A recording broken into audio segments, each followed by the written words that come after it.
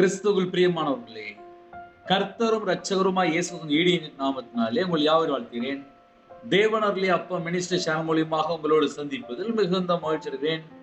தினம்தோறும் இரவு நேரத்தில் 8 மணிக்கு பரிசுத்த வேதாகமத்திலிருந்து ஒரு பகுதி நாம் தியானித்து நம்முடைய குடும்ப பாதுகாப்புக்காக நாம் ஜெபிக்கிறோம்.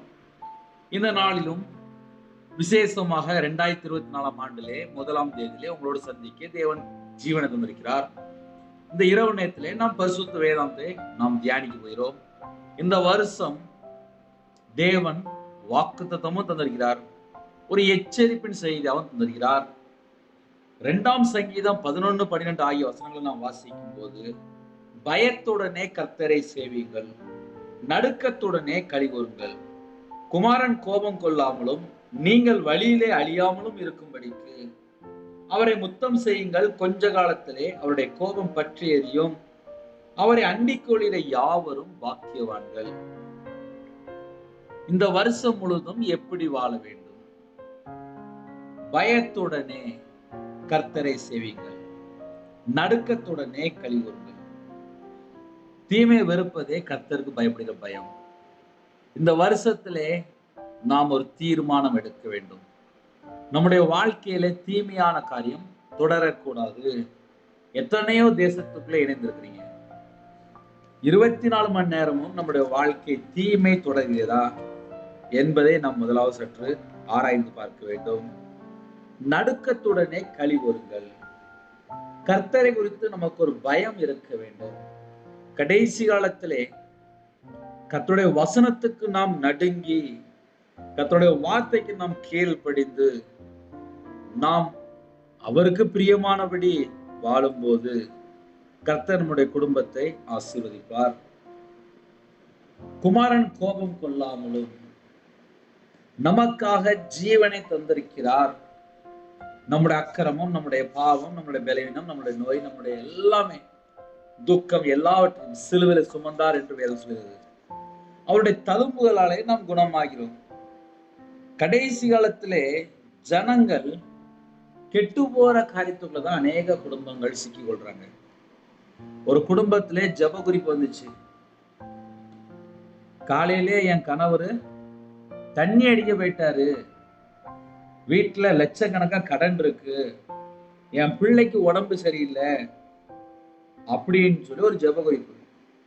இன்னொரு குடும்பத்திலே திருமணம் முடிந்து 2 வருஷம் தான், வீட்டுல மனைவி இருக்கா, ஆனால் கணவர் விபச்சார அடிமையில இருக்கிறார். கடைசி காலத்துல என்ன நடக்கும் அப்படின்னா, தேசத்துக்குள்ள அக்கிரமம் பெருகி கொண்டிருக்கு, துணிகரமாக வாழ்ந்து கொண்டிருக்காங்க. கர்த்தருடைய வார்த்தைக்கு கீழ்ப்படிந்து வாழ்ந்தால் ஆசீர்வாதம், சமாதானம். கர்த்தர் கூட இருப்பார், கர்த்தர் துணையா இருப்பார், கர்த்தர் பாதுகாப்பா இருப்பார், கர்த்தர் உதவி செய்வார், கர்த்தரால் நம்ம காக்கப்படுவோம். ஆனால் ஜனங்கள் என்ன செய்றாங்க அப்படின்னா, எப்படினாலும் வாழலாம்னு சொல்லிட்டு கையில பைபிள் எடுத்து வாசிக்க மாட்டுக்காங்க, ஜெபிக்க மாட்டுக்காங்க. கிருபையின் காலத்துல நம்ம வாழ்ந்தால் கூட மனம் திரும்ப மாட்டுக்காங்க, கர்த்தர் பக்கம் வர மாட்டுக்காங்க, கர்த்தரை அண்டிக் கொள்ள மாட்டுக்காங்க, கர்த்தர் பக்கம் சாய மாட்டுக்காங்க. ஆனா ஞாயிற்றுக்கிழமை ஆனா சர்ச்சுக்கு போயிருந்தாங்க, புது வருஷத்துக்கு சர்ச்சுக்கு போயிருந்தாங்க, புது ட்ரெஸ் போட்டிருக்காங்க, எல்லாமே ஓகே. ஆனால் இருதயத்துக்குள்ளே தேவன் இருக்கிறாரா? ஒரு கேள்வி. என்ன சில ஜெபகுறிப்பு வந்துச்சு. என் கணவர் தண்ணி அடிக்க போயிட்டார், 1ஆம் தேதி தான், ஆனால் பிரச்சனை என்ன சொல்லி பார்க்கும்போது விபச்சார அடிமை. திருமணம் முடிந்து 2 வருஷம் தான், நீயும் வேணும், அந்நிய தொடர்பு, தேவையில்லாத ஃப்ரெண்டுகள், தேவையில்லாத அசுத்தமான காரியத்துல போய் சிக்கி கொள்றாங்க. காலம் இப்படிதான் இருக்கு. யாரெல்லாம் கர்த்தரை அண்டிக் கொள்கிறார்களோ அவர்கள் ஆசீர்வதிக்கப்பட்டவர்கள். குமாரன் கோபம் கொள்ளாமலும் நீங்கள் வழியிலே அழியாமலும். இன்னைக்கு ஜனங்கள் அழிந்து போற வழியை தான் தேடுகிறாங்க. தேவனுடைய நியாய தீர்ப்பு ஏன் வெளிப்படுகிறது? தேவனுடைய தண்டனை ஏன் வெளிப்படுகிறது? தேசத்துக்குள்ள ஏன் பிரச்சனை வருகிறது? ஏன் சாபம் வருகிறது? ஏன் பஞ்சம் வருகிறது? ஒரு வீட்டுல ஏன் தரித்திரம் வருகிறதுன்னு சொல்லி பார்க்கும்போது தேவனுக்கு பிரியமில்லாமல் ஒரு வீட்டுல 24 மணி நேரம் இருக்கு அப்படின்னா, செல்போன், வாட்ஸ்அப், யூடியூப், தேவையில்லாத வெப்சைட், தேவையில்லாம மணிக்கணக்கா ஃப்ரெண்ட்ஷிப், தேவையில்லாத அசுத்தமான பழக்க வழக்கங்கள், சிகரெட்டு பழக்கம், போயிலே, கஞ்சா பழக்கம், மதுபான அடிமை, எங்கேயாவது போய் சிக்கி கொள்றாங்க. விக்கிர வழிபாடுகள் போய் சிக்கி கொள்றாங்க. குமாரன் கோபம் கொள்ளாமலும் நீங்கள் வழியிலே அழியாமலும் இருக்கும்படிக்கு அவரை முத்தம் செய்யுங்கள் என்று வேதம் சொல்கிறது. அவரை முத்தம் செய்யும் போது வேதம் சொல்கிறது, லூக்கா 7:47, இவள் செய்த அநேக பாவங்கள் மன்னிக்கப்பட்டது என்று எழுதப்பட்டிருக்கு. இன்று கர்த்தருடைய ஜனம் தேவனுடைய பாதபிள்ளை காத்திருந்து, கர்த்தருடைய பாதபிள்ளை காத்திருந்து கர்த்தரை ஓயாமல் முத்தம் செய்கிற பிள்ளைகளாக மாற வேண்டும். வேத வசனங்களை தேடி வாசிக்க வேண்டும், மனம் திரும்ப வேண்டும், கண்ணீரோடு ஜெபிக்க வேண்டும், குடும்பத்துக்காக தரப்புல நிற்க வேண்டும், அழிந்து போற ஆத்துமாக்களுக்காக ஜெபிக்க வேண்டும், மிஷினரிமார்களுக்காக ஜெபிக்க வேண்டும், சுவிசேஷம் அறிவிக்க யாரெல்லாம் புறப்படுறாங்களோ அவங்களுக்காக காத்திருந்து ஜெபிக்க வேண்டும். ஜெபிக்க வேண்டிய காரியங்கள் எத்தனையோ காரியம் இருக்கு. குடும்பத்துல யாரெல்லாம் ரட்சிக்கப்படலையோ அவங்களுக்காக ஜெபிங்க. இந்த வருஷத்துல எப்படி இருக்கு எப்படின்னு சொல்லி எல்லாமே வாக்குத்தத்தம் கேட்டாச்சு. அந்த வாக்குத்தத்தம் கிறிஸ்துவுக்குள் இருக்கும் போதுதான் நம்முடைய வாழ்க்கையில நிறைவேறும். ஒரு செல்போன் 24 மணி நேரம் கூடயே வருது. அது எந்த இடத்துல டவர் இருக்கு, எந்த ஊர்ல வாழ்ந்துட்டு இருக்காங்க, அவங்க யார்கிட்ட பேசிட்டு இருக்காங்க, எல்லாமே கவர்மெண்ட்டுக்கு தெரியும். இன்னைக்கு சில குடும்பத்துல நினைப்பாங்க, தேவையில்லாத நபரோடு 3 மணி நேரம் 6 மணி நேரம் பேசிட்டு இருக்காங்க, கவர்மெண்ட்டுக்கு தெரியும், எல்லாருக்கும் தெரியும். வீண் பேச்சு. உலகத்திலே கண்டுபிடித்தது இவ்வளவு ஆச்சரியமா இருக்கு. பரலோகத்தில் உள்ள தேவன் நம்மை உருவாக்குனார். அவர் நம்மளை பார்த்துட்டு இருப்பாரா, பார்க்க மாட்டாரா? 24 மணி நேரம் பார்த்துட்டு இருக்காரு. கடைசி காலத்துல என்ன நடக்கும் அப்படின்னா, இஷ்டம் போல வாழ ஆரம்பிச்சாச்சு. குமாரன் கோபம் கொள்ளாமலும் நீங்கள் வழியிலே அழியாமலும். இந்த வருஷத்துல நம்ம நடந்து போகும்போது அழிஞ்சு போயிடக்கூடாதா? என்ன தெரியுமா செய்யணும்? குமாரன் கோபம் கொள்ளக்கூடாது.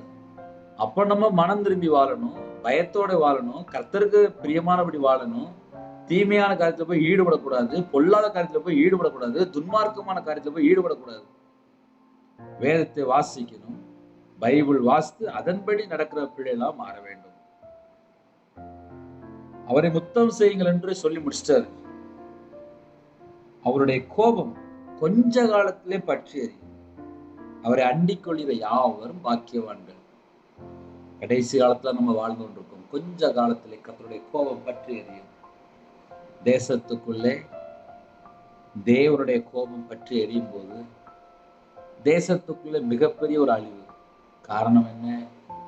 ஜனங்கள் கெட்டு போய் கொண்டிருக்காங்க. கடைசி காலத்துல துணிகரமா வாழ ஆரம்பிச்சாச்சு. கடைசி காலத்துல எங்களுக்கு எல்லாம் தெரியும், எல்லாம் தெரியும், எல்லாம் தெரியும். இஷ்டம் போல பாவம் பண்றாங்க, இஷ்டம் போல தண்ணி அடிக்கிறான், இஷ்டம் போல விபச்சார அடிமை, இஷ்டம் போல அம்மா அப்பாவுக்கு கீழ்ப்படியாம துணிகரமா துணிகரமா துணிகரமா. தேவனுடைய நியாயத்திற்கு வெளிப்படுமா வெளிப்படாதா? 1ஆம் தேதியே வந்துட்டு ஜெபகுறிப்பு, என் கணவர் தண்ணி அடிக்க போயிட்டார், வீட்டுல இல்லை. விபச்சார அடிமைக்கு போயிட்டார், வீட்டுல இல்லை. 1ஆம் தேதி. காலம் கடைசியா இருக்கு.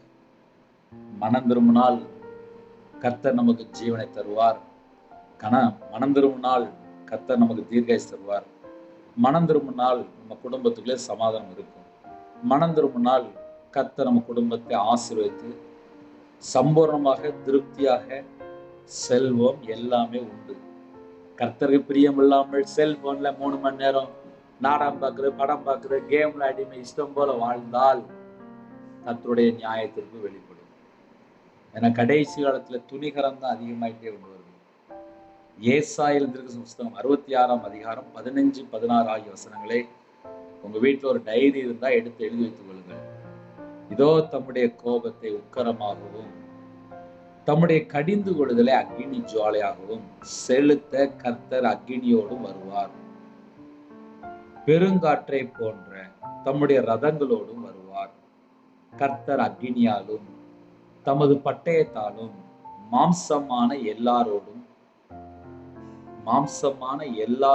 என்று எழுதப்பட்டிருக்கு. எல்லாரையும் சேர்த்துதான், என்னையும் சேர்த்துதான்.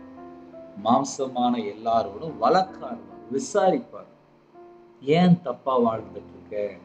ஏன் செல்போன்ல அடிமையா இருக்க? ஏன் இன்னும் மனம் திரும்பாம இருக்க? சில குடும்பத்துலலாம் விபச்சார அடிமை மட்டும்தான். அந்த குடும்பத்தெல்லாம் கர்த்தர் நியாயம் விசாரிப்பார்.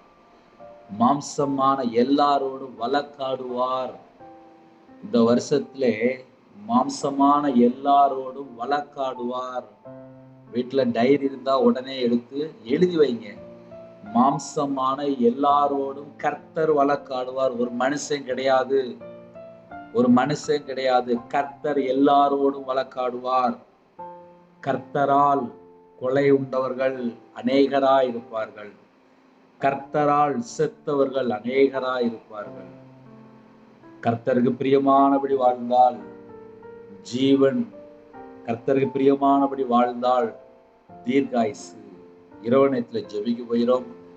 நீங்கள் ஒருவேளை எங்களோடு ஜெபிக்க விரும்பினால் 9363064181 நம்பருக்கு தொடர்பு கொண்டால் நாங்கள் உங்களுக்காக குடும்பத்துக்காக ஜெபிப்போம். நீங்களும் எங்கள் ஊழியருக்காக ஜெபித்துக் கொள்ளுங்கள். அதிகாலையில் 3 மணிக்கு ஜெபிக்கிறோம். அதையும் தொடர்ந்து கேளுங்கள். கண்களை மூடி இருக்கிற இடத்துல முழங்கால் படியிட்டு நாம் ஜெபிக்கிறோம்.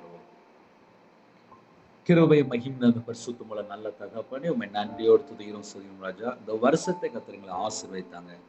அதிகாலையில் உங்களுடைய பாதமில்ல கண் வலிக்க கர்த்தர் கிருபை செய்யுங்க. எங்க வீடு முழுவதும் இயேசு ரத்தங்களை கொண்டு ராஜா உருவின பட்டயத்தோட தேவதூதர் உலாவி கொண்டிருக்க வேண்டும். யாரெல்லாம் நைட் நேரத்துல டிராவலிங்ல இருக்காங்களோ அந்த குடும்பத்துக்கு முன்னும் பின்னுமாக தேவன் நிப்பாட்டி வாகனம், இன்னுமாக வாலிப பிள்ளைகள், வாலிப பையங்க, காலேஜ் படிக்க, அப்பா ஹாஸ்டல், சில இடத்துல டிராவலிங்ல இருக்கிறாங்க, ஹாஸ்டல் போயிட்டு இருக்காங்க, சில இடத்துல பஸ்ல போயிட்டு இருக்காங்க, ட்ரெயின்ல போயிட்டு இருக்காங்க, கார்ல போயிட்டு இருக்காங்க, 2 வீலர்ல போயிட்டு இருக்காங்க. எல்லா குடும்பத்துக்கும் எல்லா விதமான பாதுகாப்பு வேண்டும்.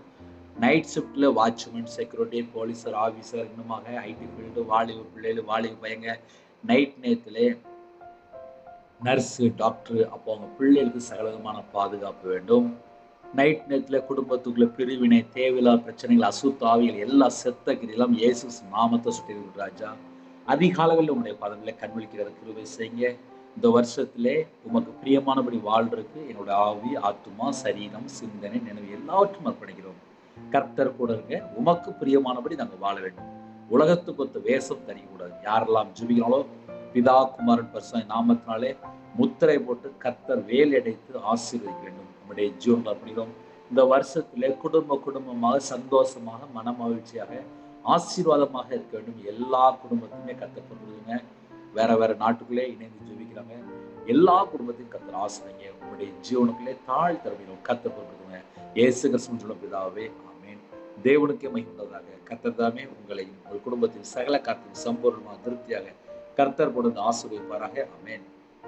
கர்த்தராகிய இயேசு கிருபையும் பிதாவாகிய அன்பும் பரிசுத்தருடைய ஐக்கியமும் இப்பொழுதும் எப்பொழுதும் சதா காலங்களிலும் நம் மனோடு கொடுப்பதாக. ஆமென். கிறிஸ்துவின் பிரியமானவர்களே, தனி ஜெபம் பண்ணுங்க, காத்திருந்து ஜெபம் பண்ணுங்க, கையில பைபிள் எடுத்து வாசிங்க, முழங்கால் போட்டு ஜெபம் பண்ணுங்க, குடும்பமா ஜெபம் பண்ணுங்க, குடும்பமா தேவனை ஆராதிங்க. கர்த்தர் உங்களையும் உங்கள் குடும்பத்தையும் உங்களுடைய ஊழியத்தையும் உங்களுடைய வம்சத்தையும் உங்களுடைய தொழிலையும் உங்களுடைய சகல காரியத்திலும் கர்த்தர் கொடுத்து ஆசீர்வதிப்பாராக. ஆமென்.